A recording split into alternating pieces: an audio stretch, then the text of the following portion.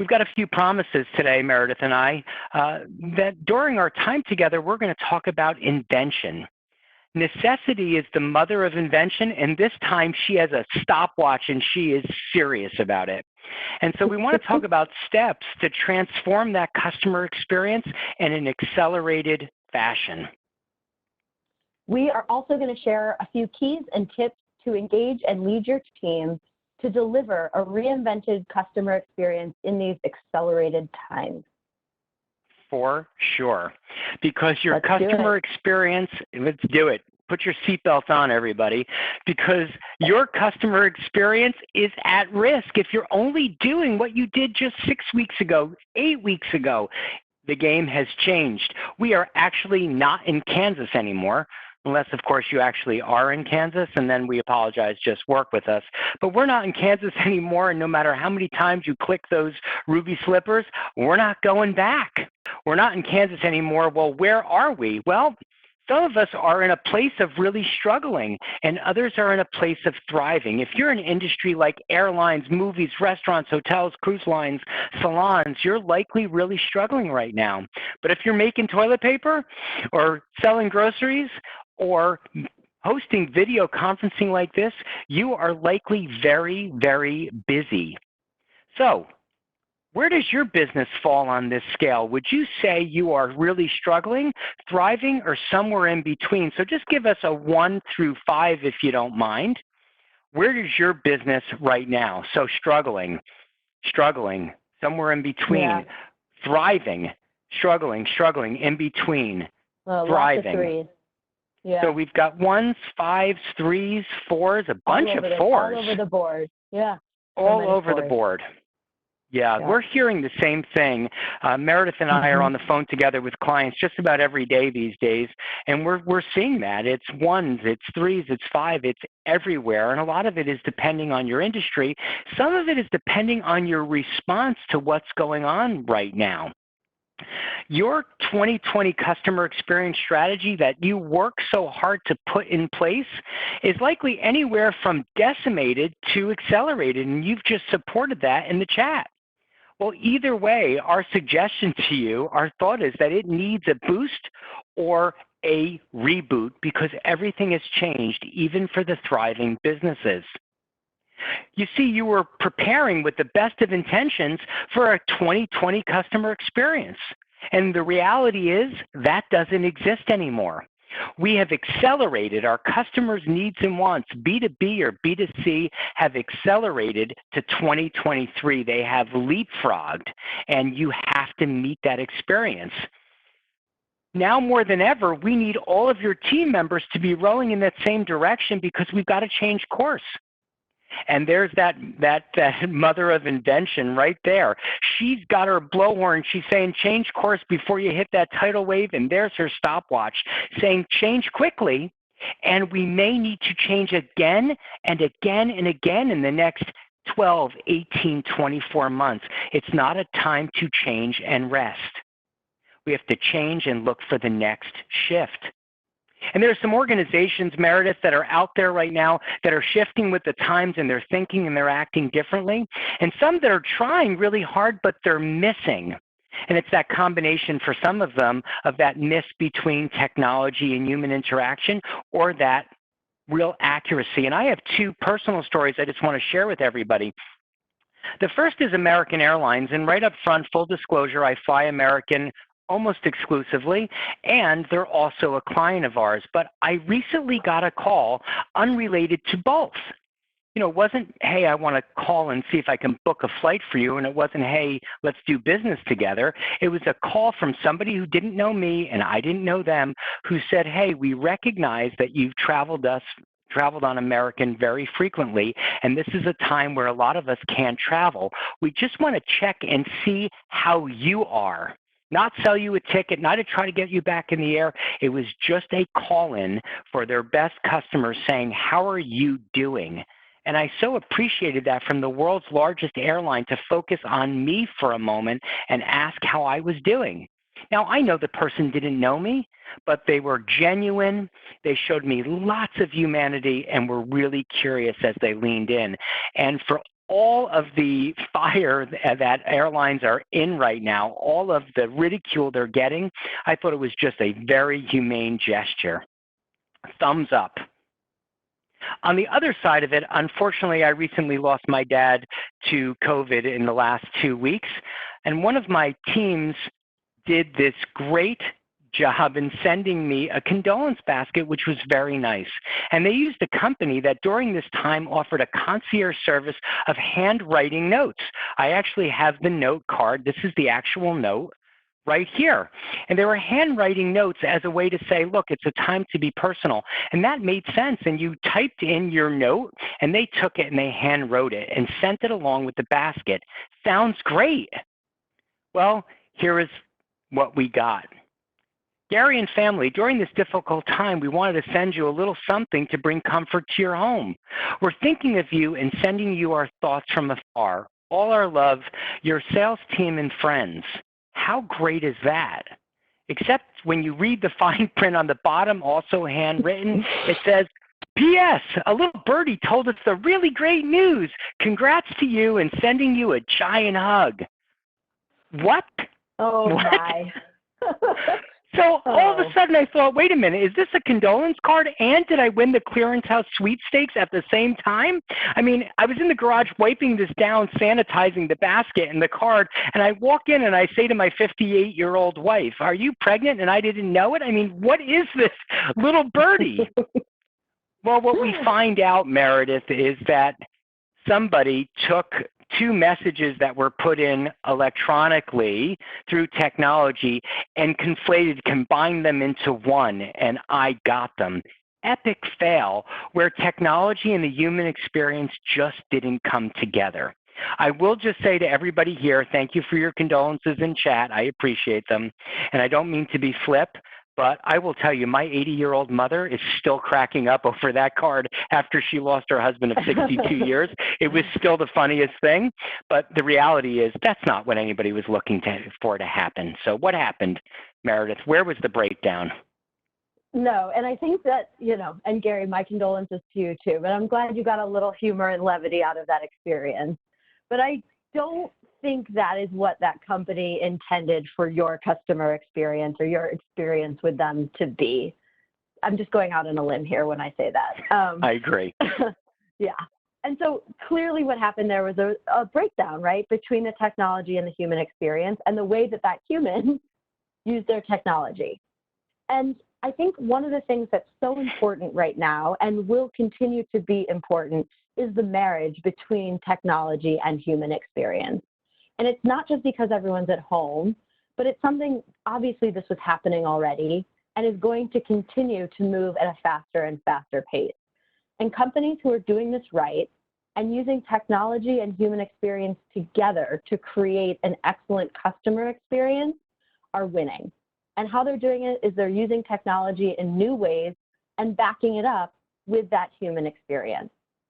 An example of this that I love is, now this was bubbling under the surface already, but a whole new era or industry of learning and sharing virtually. So companies are finding, small and large businesses are finding ways to connect with customers using virtual tools and using technology.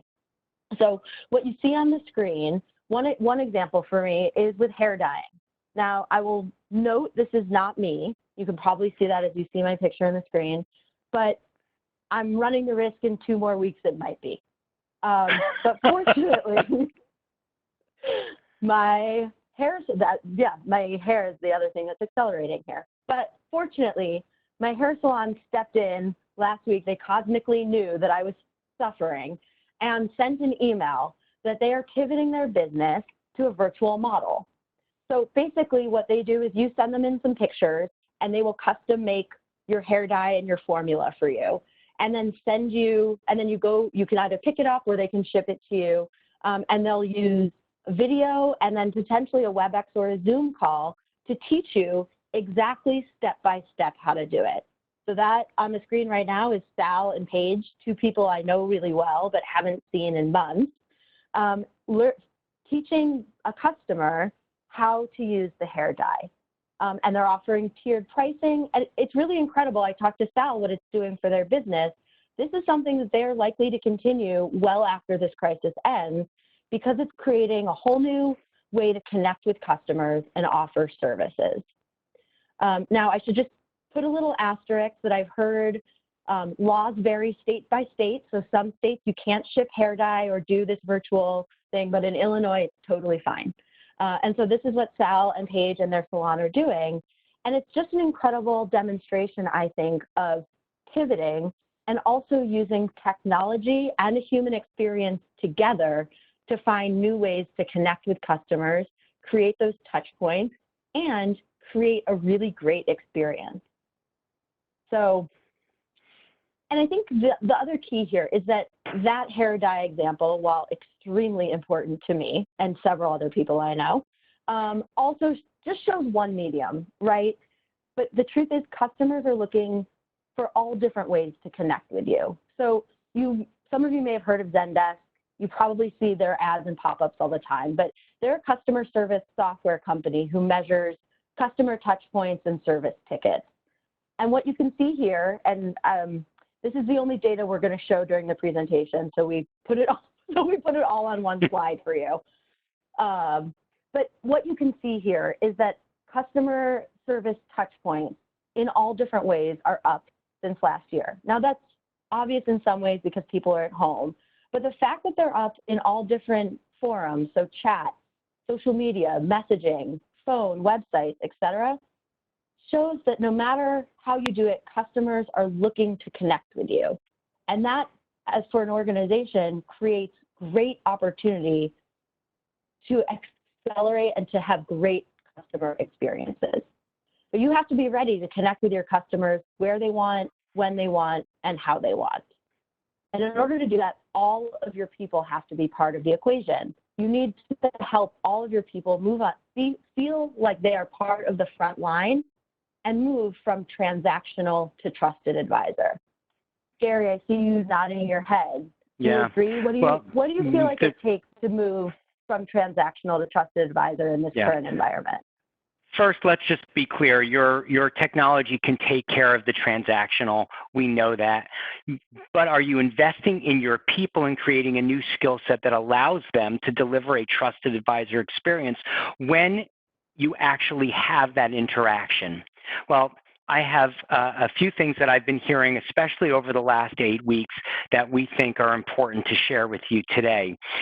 These are the 3 guiding principles for engaging your customers and your people moving forward in this new world of customer experience. And it's not words that we've used pretty often before in customer experience. They're humanity, flexibility, and accessibility. Humanity, flexibility, and accessibility. And what I thought is that maybe I'd share another story with you about an experience that I had that used all 3 beautifully and seamlessly, and behind sort of the conversation. They were all embedded in the conversation we had. Not that long ago, my wife and I needed to order a bedroom set for a guest room in our empty nest, and we knew the size and we knew even the company that we wanted to use that specialized in condo and apartment size furniture, and went on their website and found a set that we knew fit, and we liked the style, that fit. This is not the actual set, but we were looking for a very specific color gray. And so sometimes on the internet, you can be deceived by what the true color is. And because we were ordering remotely, I thought, well, let me give a call to customer service and see if they can help describe the color. And as I dialed customer service with my laptop up, looking at the picture, I realized how absurd the question was, can you describe the color? But I asked Maria, who was the customer service representative, I'm looking at the specific set. Can you help me understand the color? And she said, well, you've been at a campfire, haven't you? Sure. And you know when when you're toasting marshmallows and they get a little bit overcooked and they light on fire and drop into the flame? Sure. Well, when that marshmallow hits that flame, a plume of smoke comes up. And that gray smoke is the exact color of that furniture. What? like my head explodes right there in the moment. You just described, I could smell the color. I could see the color. I knew exactly what it was. She took this common experience that so many of us have had and described color through it. If I could have bought 2 sets, I would have. But my customer experience spidey senses came out, and I needed to ask questions. How did you do that? All I asked you to do was to describe the color for me, but what you gave me was humanity. What I found is that she was responding to me in a way that evoked feeling and emotion. It wasn't about the structure and the quality and the size of the furniture. That I could get through the description. It was about connecting with me emotionally and evoking feelings that led me to buy, by the way.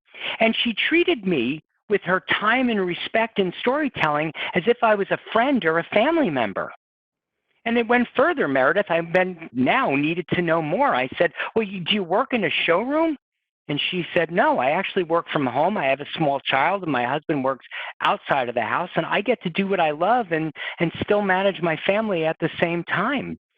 I said, well, how do you do that? You described the furniture so well. She said, I have all the information and tools I need here, including swatches and samples. I also have the technology and access to my manager or somebody else if I have questions. And I am indeed empowered to go to the showroom anytime I need or when we have new products to go and visit. And what she was doing was describing flexibility and accessibility, both what she receives as an employee and what she was able to offer me in that experience. In that small exchange where I purchased a bedroom set online, she demonstrated humanity, flexibility, and accessibility, and then shared with me stories of her work experience where she was getting those things from her boss and her company. So these 3 guiding principles for engaging your people and your customers of humanity, flexibility are all important, and accessibility are all important. Just tell us with a 1, 2, or 3, what area, which one or which ones are you getting right? Which of these 3 are you the strongest at? And just put that into the chat box and let's see what you have to say. Yeah, we are almost 100 strong here, Meredith, and we've got humanity, awesome. Humanity 1 and 2, humanity 1. Lots of humanity. Hopefully that's not fleeting, but we've got some 1s. Now we've got some 2s coming in, a couple of 2s in a row. 2s and 1s seem to be the winners. Accessibility is interesting because things changed overnight, Meredith, and I think there's probably a call for that right away. 1s and 1s and 2s prominently. Yeah, so what we suggest to you is that 1 is great, 2 is great, 1 and 2 is great, but 1, 2, and 3 is what it's going to take in order to come out the other end as a true leader and winner. So let's just talk about that a little bit, Meredith. What are your thoughts? Yeah, and I'm glad that you brought that up, and I think accessibility is in fact sometimes the toughest one and the one that requires the most shifting from how we used to do things. But I think what you just shared, Gary, is a great mindset that we all need to be bringing to our customers and our people. And the bottom line that it is, if you want your people to do right, they need to have that mindset. They need to think right. But so let's spend maybe the next couple of minutes talking about what that do part of it is. And if you want your people to do right, like the only way to do that, to activate your customer experience, is through your employees. So what you see on screen here, I'm going to read it to you, let it soak in. I'm going to drop the mic at the same time. Is your customer experience will never exceed your employee experience. Peace out. See that? That's right. Good job. Yeah. No, but the truth is, and that's the whole learning here, is that you have to model for your employees, provide to them the right experience, and they can then translate that to your customers. So if that's the mindset, the humanity, flexibility, and accessibility, let's talk about the skill set or the things that the tactics, the things that you need to do or you can do to engage and lead your team right now and help them bring those 3 guiding principles to your customers. Now, the 3 things we're going to share: translate the message, remember this is personal, and be ready to go beyond. I'm not saying these are a comprehensive list of what it takes to be a good leader. I would posit, think of these more as a starter pack that you can implement right now to help your employees thrive, given the current environment and where things are headed, and also to bring to life that mindset, those three things that Gary just shared. So cool. Let's talk about the first one. The first one is translate the message. Who feels like this guy we see on screen with emails just flying at you all day, and tweets and notifications and all kinds of other nonsense? I know I do. And the truth is, there was a lot going on before COVID, right? Me too, Gary. Feel free to put it in chat if you guys agree. But there's a lot going on right now, and there will continue to be a lot going on. So your job as a leader or manager is to help translate the message and share with your people what the most pertinent information is. I just read something that we make 35,000 decisions every day. I feel exhausted just by that. So if you can help make that 34,999 for your people, you're helping, and you're going to help them create the customer experience that you need. But in order to do that, you have to be able to give yourself the space to pause, to process information, figure out what's important, and then communicate it to your people. So that's tip number one, or key number one. Number two is to remember that this is personal. And I think this is also where the humanity part of what Gary talked about really comes to life. And this is about responding and leaning into care, empathy, and grace in all your interactions with people. Everyone is going through something right now, and we need to be empathetic and remember that this is personal. And if you do that with your people, again, they'll do it with your customers. So the third and last key is to be ready to go beyond. And I think this is the idea, that's not my job, does not apply. And the key here is to give a little bit extra of yourself to your people and be more accessible. If you want them to be accessible to your customers, be accessible to them. And that a little bit extra goes a long way right now and as things move forward also. So right now and forevermore. And forevermore, for here on out, yes. Infinity and beyond. Oh, we should have had a picture of one of the Toy Story guys here. Next time. Yep. So before we recap, I just have a quick question. Give us a temperature check on where you are. How capable do you feel like your people leaders are in the three things I just talked about? And we're back on our scale 1 to 5 between not capable and very capable. 4? 4, 4, 3, 4, 3, okay, 4. Great. 3, 2. Yeah. Okay.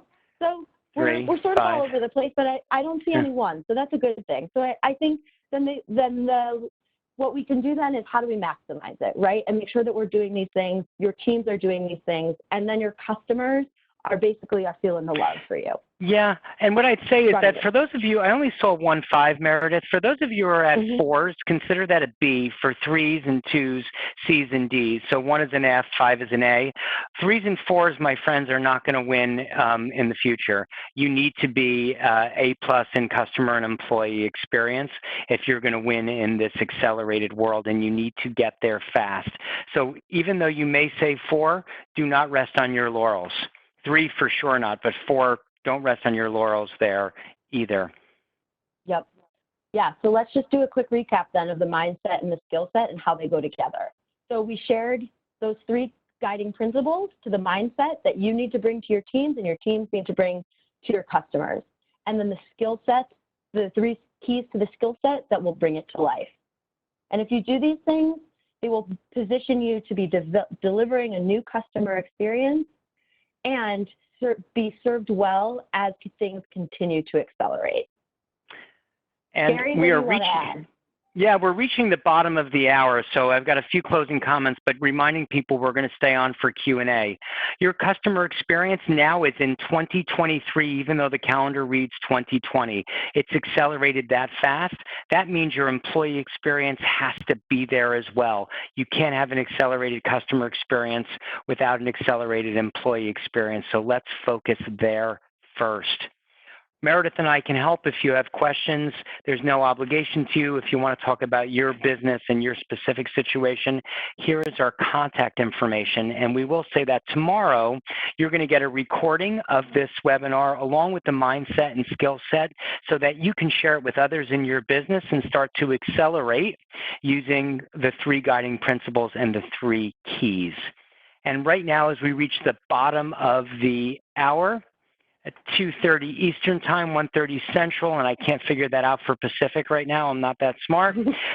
We would say we're going to stay after as long as you like for Q&A, and we usually see sort of an immediate jump at 2:31 of people who have got to go. But for those of you who are able to stay, and there's quite a few of you, thank you for your thank yous. I'm seeing them in the chat. So nice to see you here today. For those of you who have questions, feel free. There are no bad questions. There are no silly questions. So let us know what you have to say. Let's see if we've got any questions, Carrie. We know we do, and somebody is shy to bring out that first one because it's rare that we don't have a good 1 or 2 coming out there. Accessible, we do. Thank you. There's a brave one. Thank you so much. Meredith spoke about the importance of managers being accessible. How do you coach managers to control their schedule so that they can be more accessible? I love this question. You want to take it or do you want me to take it? Go for it. I'll follow up. You know I'm chomping at the bit here. So some years ago, I wrote a book called The Unbossy Boss, and the premise of the book was on some research I did where I asked 1,000 managers what was the #1 reason why they weren't engaging their teams around the important strategic initiatives or imperatives of the business. And the #1 answer we got back was, I don't have the time. So I rewrote the question and asked it again to a new group of people and said, if time wasn't an issue, what's the #1 reason why you're not engaging your teams more frequently in strategic imperatives? And you want to know what the answer was? Meredith, you know what the answer was? What was it, Gary? The answer was, I don't know how. I don't know what to say. Oh. So my answer to this question is, it's not a matter of time. It's not a matter of their schedule. I don't believe. The research I've done and the work that I've done with managers says it's not about time. It's that the areas of least resistance, the ones they're most comfortable with, is where they focus their time. And if you can get them more comfortable with the big picture and strategy of the business, if you can get them more comfortable with how do they engage their employees in 2-way dialogue, they will find the time. So they have to be great storytellers and they have to be great at connecting their teams. And that's an area of focus in order to help them free up their schedules, because it's not really about the time, it's about the know-how. Great question, and we thank you for that. Sure do. Great. Thanks, Brian. Thanks, Brian.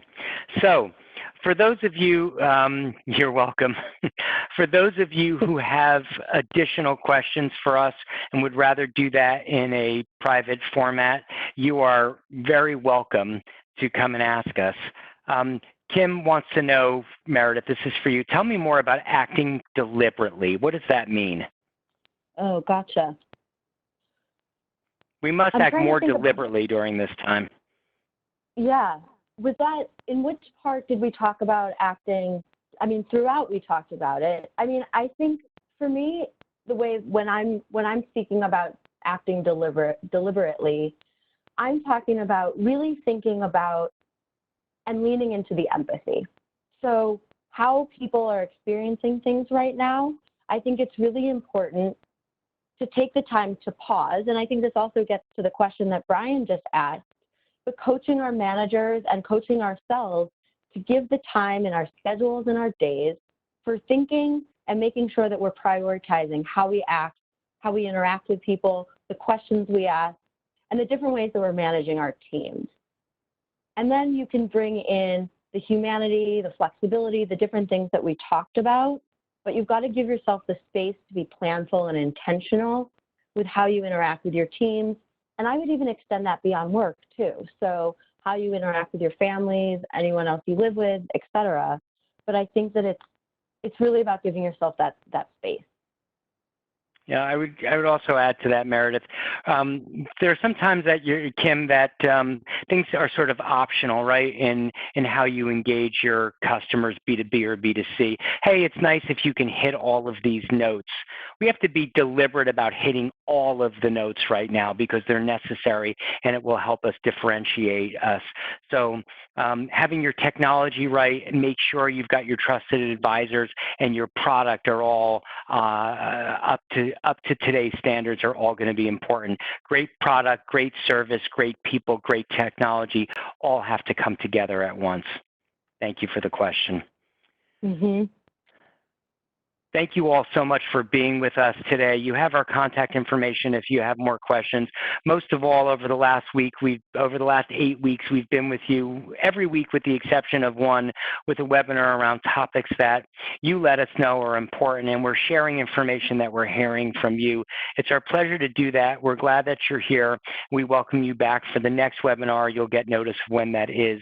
In the meantime, take a look in your inbox yesterday. You'll get today's recording, and you'll get our tip sheets as well. Meredith, you're awesome sauce in a bottle. Thank you so much for being here with me today. Gary, thanks so much. It's always good spending time with you. Everybody, be safe and stay healthy. We will see you again soon. Take care.